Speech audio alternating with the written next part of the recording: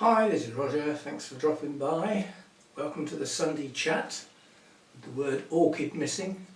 Just in case anybody's forgotten or been away for a bit. Right, world views and politics. Blah blah blah blah blah. That's that done. Nothing's changed, has it? It's just more of the same. Women and children die, and the same hoo-ha's huff and puff. Nothing changes. When it does, we'll come back to it, I'm sure. Now, there's a lot of sport going on at the moment. Now, I don't profess to be a sporty person. I was once. I was an athlete. I held the long jump record at school, including for 4 years after I'd left. I was the first or second fastest sprinter, over 100 or 200 yards as it was then, not metres.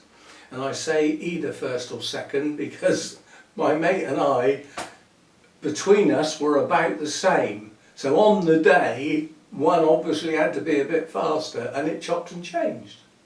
So yeah, I was busy with that sort of thing. Never played football, never had any interest in it.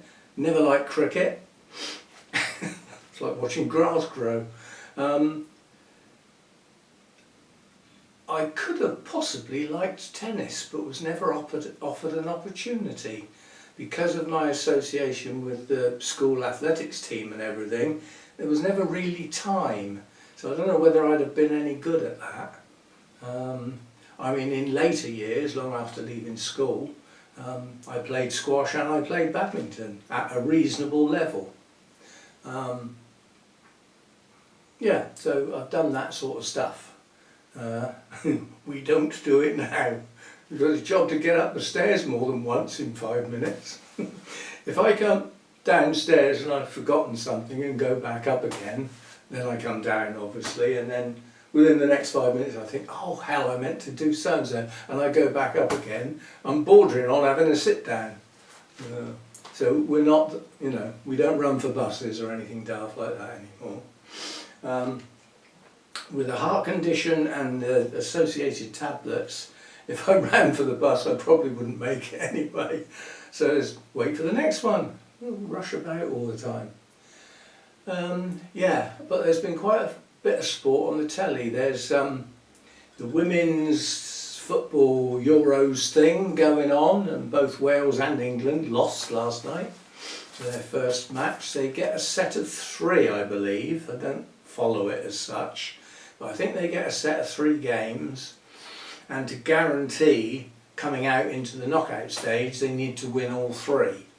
Well, to stand any chance of reaching that now, both England and Wales have to win their next 2 games. So no pressure then. I've been watching a fair bit of the tennis, mainly because it's on in the afternoons and evenings and I can pick and choose. So, I do. There's a few people I still like to watch. Djokovic is always an entertaining game when he plays. Because he's heading back. He's not quite old school, but he's more old school than new school. And it's the old school players that were entertaining, the likes of McEnroe. You cannot be serious! and the likes of Connors and people like that. I remember somebody, he was losing at one point, and somebody went, "Come on Jimmy, I'm trying already!"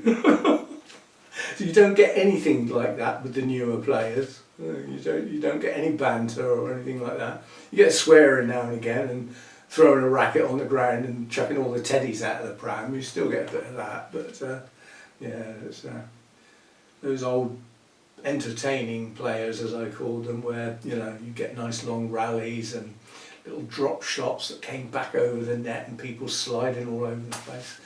That was good to watch. There's a lot of tennis nowadays with some of the newer players. It's all based on a massive, powerful service, and if it comes back, they're not so good. So you tend to get shorter rallies, so not quite as entertaining. I don't watch cricket. There's no rugby on at the moment. I think that's things like the Six Nations and World Cup in rugby, I think I'm more inclined to start later this year or into next year. So there's not much going on in that field. I do like to watch that. I played rugby a few times at school, simply because taking music, there were only a few of us took music, and we had to sacrifice part of the afternoon's games periods to do our music. So we used to come down to the games fields part way through, and you automatically got stuck in football, which I hated. And I used to complain, can I not play football, sir? And because I was in the athletics team and he was our coach, he'd do his best for me not to play football. He said, well, you can go and play rugby if you like. You know, you see people with bent ears and broken noses and their shorts ripped off. Okay. I was a total lightweight when I was young, you know, sort of blow away in the wind sort of thing. So I used to go over on the rugby pitch and they'd go, yay, we got Roger. You get out on the wing, we give you the ball, you do your running thing, and if anybody comes near you, throw the ball away. Don't get tackled. Because again, school athletics team, you don't want to get broken playing flipping rugby. I mean, there was one rugby player that was just a giant heavyweight, and if he got the ball and started to run, the field parted. Nobody was going to try and bring him down. It's just like a tank once he got moving. So the idea was to not let him get the ball. Yeah, so I did a bit of that sort of stuff, and I did a bit of, played some five-a-side, now I know that's football, at college, but it was total different atmosphere. Five-a-side football at college was all about, you know, flags and colours and teams and, you know, all that sort of stuff, banter, and I wasn't very good, but again I could run. So you know, that was where I first saw what I call a little miracle. A friend of mine, one of the PE mains type people, very, very athletic. He didn't look athletic at all. He had a squiffy eye, very weird haircut, and didn't appear athletic at all, but he just was. He could walk the length of the football pitch on his hands, like a handstand all the way down. Lots of wobbling and stuff, but I got on a side with my best mate, and he was on our side, and there was a corner kick, and my mate said, stand back here and prepare to be amazed. I said, well, what do you mean, you know? And the goalie's out doing all this sort of stuff like that, and he kicked this ball and it went in between the goalie and the goalpost into the back of the net. It went like that, and I'd never seen anything like that before. How can you kick a ball and make it go that much round the corner? And he knew he was going to do it, you know, and my mate knew he was going to do it, the goalie didn't. But he didn't get away with it again. You can only sort of get away with that once against a particular goalie, and then they're wise to you, they're going to close that gap. And whether you could go round the front of them or not, I don't know. But it was traditional to kick the ball to one of your team in front of the goal so that it came straight back at the goal. That was the normal corner. Yeah, so that's all that. And once I left college, all that went out the window, basically. Didn't really do much sport after that. Just sort of faded away, really. My playing in bands was going alongside that. I mean, I was playing in a band when I was still at school. We never had any work. We used to practice, never used to write anything, just used to play other people's stuff. And we used to have fun, but that's as far as it went. And I eventually got into a band that had work, and I was at one of the practices. I'd only played one gig with them, and we were at a practice session, and prior to that, at the gig, the drummer said he was leaving. He said, I want to start playing in a different sort of environment. And he said, I think we're moving house in the not too distant future anyway, so I think it's better that I just leave. So at this practice session, we were actually auditioning drummers to replace the one that was leaving. And these two guys came in, and in those days, you could just tell somebody was in a band. It was to do with their hair down here, you know, the clothes, you know, all that sort of stuff. You could just tell. There was a look. These two guys came in, and I just sort of went, we're auditioning for a drummer, and there's no way that guy's a drummer. He's 6'7" and about 2 inches wide. So I was thinking to myself, let's see what happens. Anyway, one of those was Alex, and he said, I've come to see about the post you've got for the drummer. What sort of stuff do you play? And the guy who was in charge, the singer, he said, well, that's our set list, so those are our numbers. And Alex, you could tell he wasn't looking at it. He just sort of, oh yeah, that's quite varied then. There's no way he looked at that list. So he wasn't interested in what the band played. So I'm starting to catch on already, sort of thing, anticipating. I didn't know where it was going to go though. Anyway, he sat down and he played a couple of numbers. Turned out he was actually quite a good singer as well. So he sang on one of the numbers, which everybody was impressed with. And then this 6'7" guy, he wasn't actually that tall, but he looked it because he was only that wide, you know, with a Busby type curly hair jobby and big droopy moustache, you know, they had a look about him like that. He started talking to me in between numbers. How long have you been with this lot then? What did you do before? So-and-so, so-and-so. And then eventually, Alex got off the drums and basically, you know, they said, well, thanks for turning up and everything, we've still got some more to see, we'll be in touch. And in those days, if you said you'll be in touch, you actually were. So if somebody didn't get a job, you let them know. You didn't just leave people hanging in those days. Anyway, on the way out, Alex looked at the tall guy and said, have you had a word? He said, yeah, but I didn't. And so Alex walked straight up to me and he said, I've got no interest in this post whatsoever. Our bass player's leaving, we want you to join us. So we're here to poach you. And quite honestly, I had a look at what they played and then a list of the places they were playing on a regular basis. I was out of there. So that's where I joined my first, what I would say was a relatively serious band. Regular work, we played a lot of Fridays, every Saturday and some Sundays, and an occasional weekday, plus we had a rehearsal once a week. So it was a busy band, and got paid. Woohoo! Yeah, so, and then I went to college. I got a band going at college. I got two bands going at college. A sort of, we called it a folk group, but it wasn't. It wasn't a folk group, but it was acoustic. I suppose the nearest band you could think of, I suppose, that people might have heard of, is a band called America, Horse with No Name, that sort of stuff. So we were more like that, harmonies, acoustic guitars. I still played bass. So, but most people thought of it as a folk group because it was acoustic, I suppose, no drums.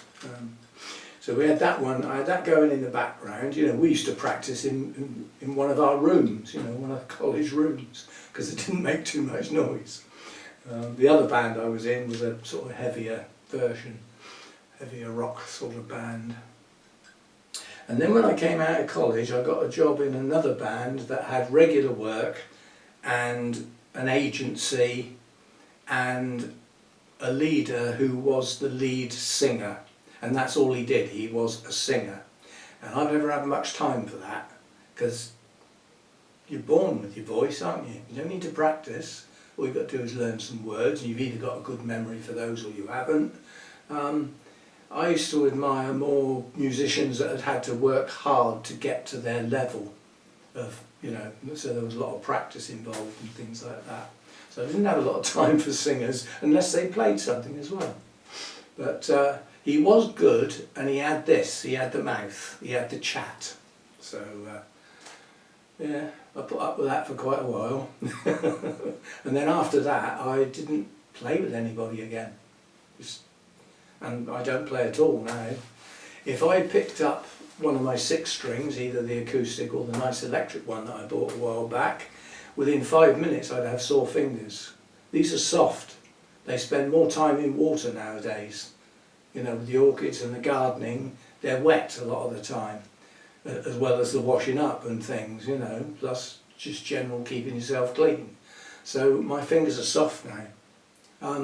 When I used to play regular in a band, I had no fingerprints, they'd worn off.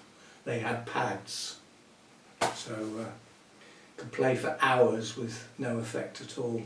But for me to get back playing regular again, I'd have to do some playing probably every day and force myself, because for a while, after day 1, day 2 would hurt.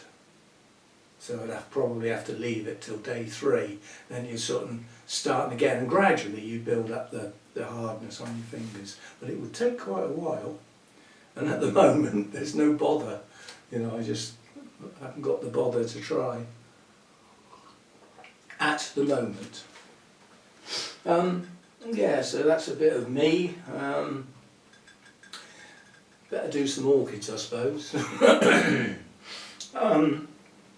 The heat is having an effect on some of the orchids. I've got a Masdevallia that's suffered, but we've had a look at that. I won't get it out again. But that's a cold growing Masdevallia, not cool, cold. You know, and 30, 31 degrees is no good at all. 21, 22 is where it ought to be. So that's suffered a bit. Quite a few others have stopped growing noticeably, and you have to go careful. I mean, especially, I think Coelogenes are the ones you've got to watch, because a lot of the time in the summer they might be pushing on new growths, they might not. They might be maturing new growths, they might be producing some roots, but they're not hyperactive as such. And if it gets hot, they stop. You keep pouring water and feed in the pot when they're not using it, you can quite easily rot your roots. So sometimes when it's hot, some things have to have less water. I know that sounds daft, but you've got to go careful with root rot when the moisture's not getting used. I had a friend contacting me yesterday. I was dozing off in the chair and the phone went off, and that's unusual in my house. And asked about what I was doing in the heat about Cymbidiums, because one of hers blew over in the breeze and emptied itself out of the pot, and on inspection was absolutely bone dry. So obviously not getting anywhere near enough water. Come on then. Yeah, I can talk and open the door. Still use my boot as well. Yeah, so I sent the text back elaborating. I said I don't attempt to try and work out which ones of the Cymbidiums need watering and which ones don't.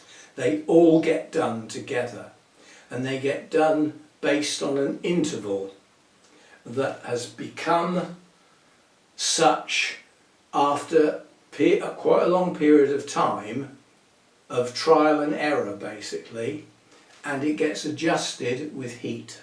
Yeah, so in the winter time, somewhere up near 2 weeks.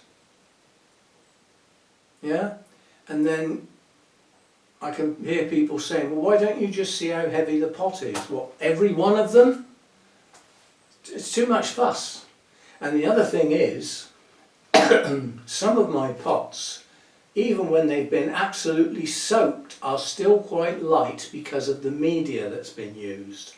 I err on the side of caution with my Cymbidiums. I want a media that drains well, and the reason is they go outside, and we'll get on to the weather in a minute, but the weather in this country in the summer is not always dry and sunny. We do get quite long periods of rain. Well, rumour has it, I think this year it's forgotten to do that. But yeah, so the moisture could build up in the pot under those circumstances and get to the point where we could start some root rot. So by having them relatively well drained, I know that in a rainy period it's still going to go through the pot. So that's why I use that well drained media. I mean, a lot of people use what you might call a terrestrial mix, so they've added potting compost or peat or along those lines, or coir, so that it holds a lot more moisture and is a bit more earthy. Well, that's fine if they're not going out in the rain, but if you've got a media that holds a hell of a lot of moisture and it rains for 3 weeks, where's all that moisture going to go? So with me, it drains through the pot. So I try to explain that it's based on an interval, and there would be no point in me seeing how light the pot was because they vary considerably. So yeah, we had a chat about that. So that was that.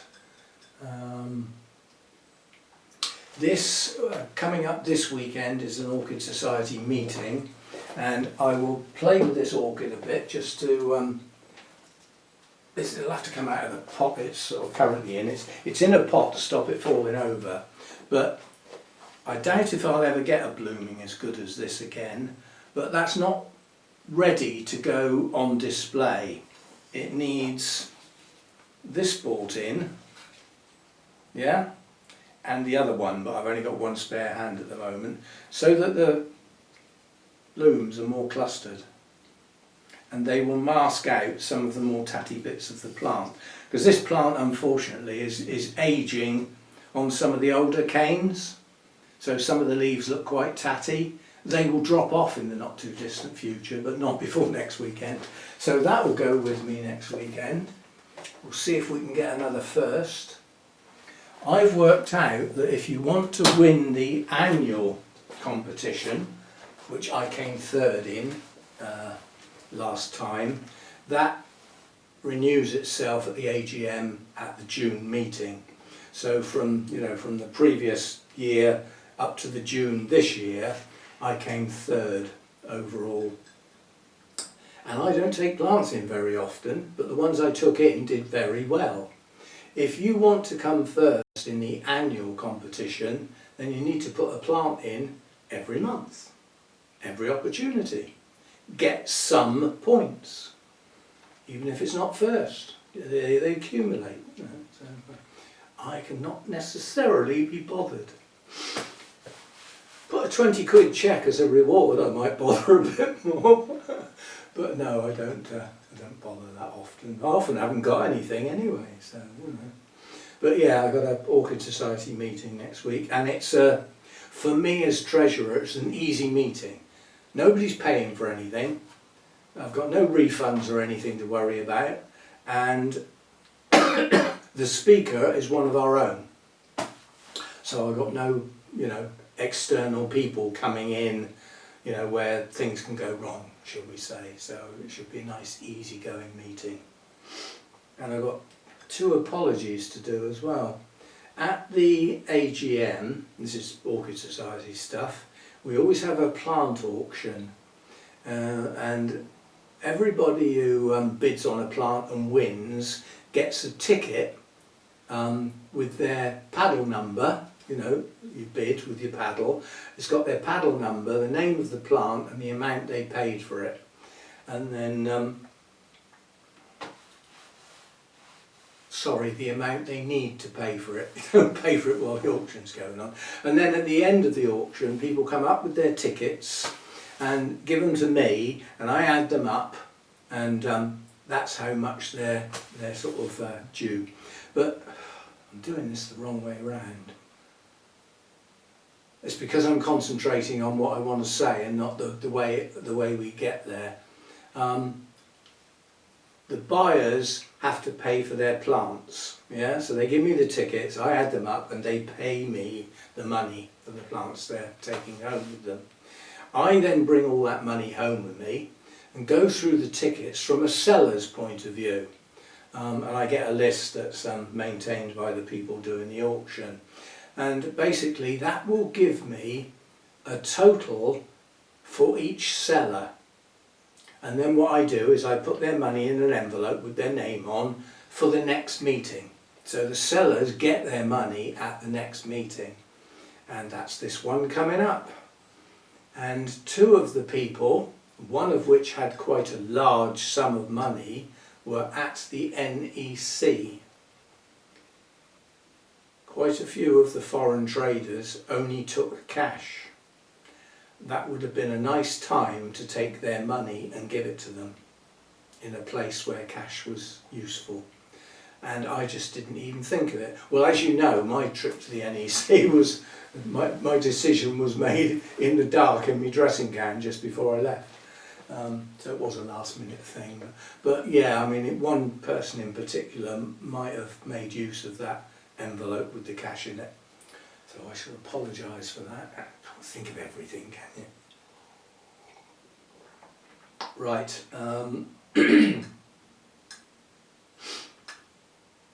Memberships. The membership videos are starting to take off a bit now. We're getting to the point where they could become a regular event. I mean, we're only just getting into them now. This is a relatively new thing. Now, depending on what platform you're on, there will be people, certainly if you're using a Windows-based laptop or something like that, when you go on to see what videos are around, you will see those members-only videos, but you won't be able to watch them. But if you try and watch them, you'll get a pop-up saying, you know, this is members-only, perhaps you might think about joining. And I'd love that to happen everywhere, but I'm not in control of it. I know it does happen. Whether that happens on iPads and Macs and all the other type things, and it probably doesn't happen on the phones, on the phone apps, but it certainly does in the Windows environments. But yeah, I mean, what I do is for the posting that's going to go on YouTube, I always mention it in the video the day before. Yeah. So some people might not get notified because they didn't watch that video. But I look at it like this. After 3 days, the last members only video on YouTube had the same number of views as members. So all the members had watched it, in theory. Some may not have watched it and a couple may have watched it twice. I can't handle that. Unfortunately, on the Patreon site, I've got no way of telling how many people have watched it. It doesn't work like that, so it's a shame. I would at least like to know how many people are watching it on Patreon.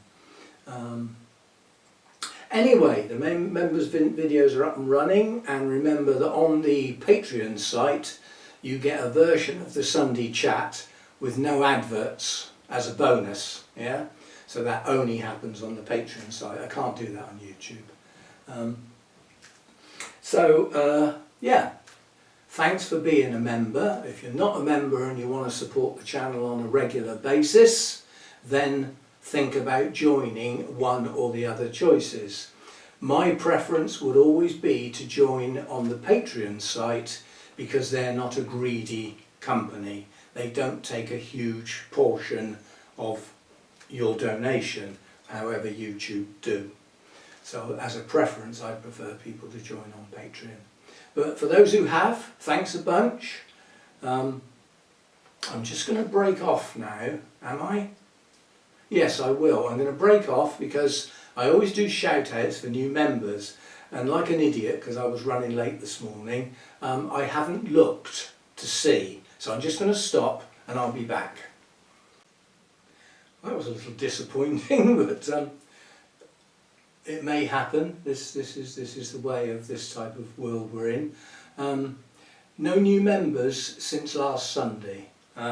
However, on the upside, no cancellations either. So both on the Patreon side and on YouTube, I've maintained the same number of members, which is nice. and it has increased since I started you know, posting the members only videos, so that's good stuff. The next members only video will be for the higher tiers, and I don't mean tiers as in, I mean tiers as in, yeah, and that will get posted around the middle of the month, and then the one that goes out to everybody is always near the start of the month. That will be the way the regularity sort of progresses, as long as we have some members and it's staying steady. If I get a surge, I may start putting a bit more effort in, so there may be more, but I can't put a huge amount of effort in for what I think is quite a low number of members. I can't have a look at other YouTubers to see how many members they've got. I can tell that they do memberships, but I can't find out how many they've got. Never mind, I'm sure I know one person that's got a number that long, you know. But that's somebody who earns their living from YouTube, so it's a different ball game. If it's your living, you know, and it's paying for your house and all your food and everything like that, and that's what you do, you have no other sort of income, it's pretty important to maintain everything at a high level and increase if you possibly can. So I'm not strictly speaking in that position, although I would like to keep increasing, you know. So that's that. As far as looking at some orchids are concerned, I do have a new one with a bud. That was a bit of a surprise. I found out when I watered yesterday. Now, when I went round yesterday, I did all the pots yesterday except the cooler, shadier ones and the cymbidiums. Cymbidiums I'd done the day before. The cooler, shadier ones I will be doing in a minute, although I might leave them till tomorrow. Because I've been round with a sprayer, I noticed as I was watering, some pots were still quite wet and I couldn't water them. And that's what happens with the sprayer. Sometimes it's cumulative because it's not using the previous lot that you put in there, and because you're not taking them out of their black pot, you can't see. So you're adding water to a pot that's still wet. That's a no-no. Just try not to do that. Now in the heat, when I was doing it, it was probably grateful for soggy feet. But my strange cymbidium, that's growing in a strange manner, has got a bud. Now what I mean by strange manner is the rhizome, is growing dead straight, linear, and has relatively long gaps. It's a relatively small division, and this latest growth, the only way I could get this in a pot without the pot being a bucket, which would have had far too much down here, was to cut a chunk out of the side. So that's what I did, and this has progressed quite well, has produced two gorgeous leaves, and it has a bud. What is this one? This is, oh blimey, Hollow Keeler, or Chila, and this extension sticking out here has grown some roots. So it has got some roots now, and I noticed round here we've got some active roots here as well. Now how they got here I don't know. In other words, I don't know their source, where exactly they came from. But this didn't have very good roots, and now it's growing some, so that's good. That's good. No other cotyledons have got flower spikes, I believe, but there are some cotyledons where the flower spike looks identical to a new growth. It's just a spike coming out the side, wallop, and then sometimes it will produce some flowers, other times it will open up with some leaves, other times it will open up with some leaves and a flower spike comes out in the middle of those. And there are times when they can look incredibly similar, but there's not much going on with them. Most of those are not summer bloomers, that's not their normal time. Although there are a few. Go to Burnham's now, in their cool section, hanging up in the big baskets. There will be some in full bloom, so you know, some are summer bloomers. I think some of them just bloom when they're ready, as far as their maturity, you know, new growths and all that are concerned. Oh, I wanted to show this and again say thank you to whoever bought it and got it sent to me. And I still don't know who that was. I don't need to know. If somebody wants to keep themselves anonymous, then that's fine by me. But this is the Herco Blossom that somebody bought for me. Hopefully to grow on into a reasonable specimen plant like I once had. And it is growing quite nicely. It's got a hell of a lot of canes. They've all got growth, so they're all going to continue growing. And the way this plant grows, quite a few of these are new canes, they're going to carry on growing through the winter. Slower, but they will carry on. So these canes will increase in size, which is why I'm growing it hanging at an angle. Yeah? So effectively I'm allowing these canes to gain weight and eventually arch over. New canes upright, second year, bit of weight, third year, hang down, fourth year leafless. But yeah, the canes can grow, carry on growing for 3 years on that particular dendrobium, very unusual. That's that. What else?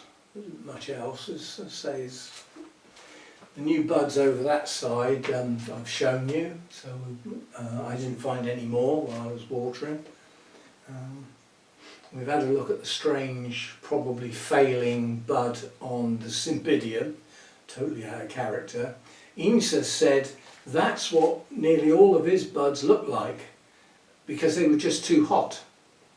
And again, you know, his grow room gets sun on the glass, heats up quite a bit, you know, so maybe that bud is a result of heat. I don't think it's going to bloom, I think it's going to fail. I don't mind, because it's not really Cymbidium season at the moment. So that's that. What else? We've got the project plants. We haven't long had a project plant update. Now the project plants are every 6 to 8 weeks. I'm probably going to stick to 6 weeks. They're not the most popular videos, and I've realised that sometimes it's not the type of video, but what the type of video might be about. For instance, I do a full update on my Cymbidiums, I don't get a huge number of blooms. Do a full update on my Phalaenopsis, I get double the number of views. That's logical, isn't it? Think about it. How many people are growing these monsters? How many people are growing phals? So it is logical. And as I said, we've gone past the point of repotting and mounting and things. We're in for another heat wave this week. As we head towards the weekend, the heat's going to get up 30 plus again.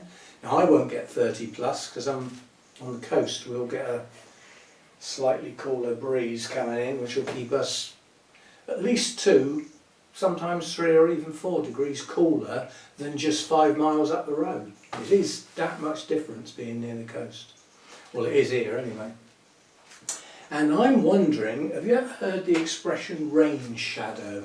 You probably did this at school in geography, where you get prevailing wind comes in to a coastline and there's a row of mountains, yeah? So this air is full of moisture, having come off the ocean, yeah? It's warm and it's moist and it's heavy.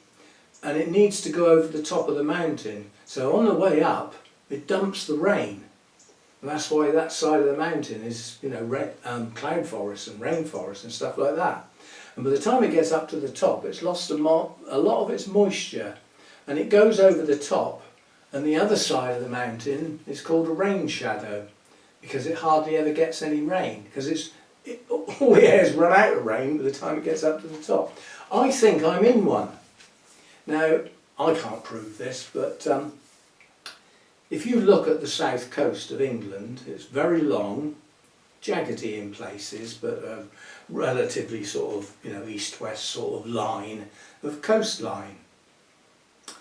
And I get rain coming along that goes up over the top. You get rain coming in from here and it goes over there.